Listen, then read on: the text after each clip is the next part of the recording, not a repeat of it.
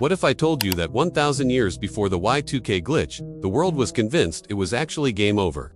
Welcome to the year 1000. Medieval Europe was obsessed with the Bible's book of Revelation, specifically the part where it says Satan would be released after 1,000 years. To a person in the Middle Ages, the math was simple. Jesus was gone. 1,000 years had passed. It was time for the Antichrist to show up. People started seeing omens everywhere. A weirdly shaped cloud. The end, a three-legged cow. Definitely the end. A solar eclipse happened, turning the day to night. Imagine having no science to explain why the sun just disappeared. Comets streaked across the sky like flaming swords.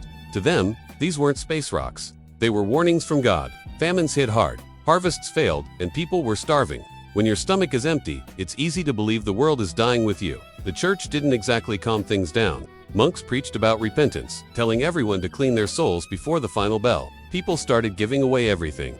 Land, gold, even their houses. They donated it all to the church to buy a ticket to heaven. Others decided to go on the ultimate road trip. Thousands of pilgrims headed to Jerusalem to be there for the return. There was a legend of a last emperor who would hand his crown to God just before the world dissolved. People kept looking for him. Criminals even started confessing their worst secrets.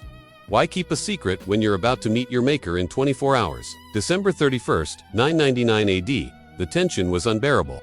Rome was packed. People huddled in churches, waiting for the first strike of midnight. Pope Sylvester II led a massive mass. It said the silence was so heavy you could hear a pin drop or a heart stop. Midnight struck.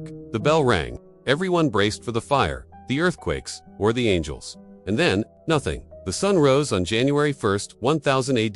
The birds sang, the cows mooed, and the world just kept spinning. Modern historians argue about how total the panic was. Some think it was just a few monks, others say it was a continent-wide meltdown. But the fear didn't totally die.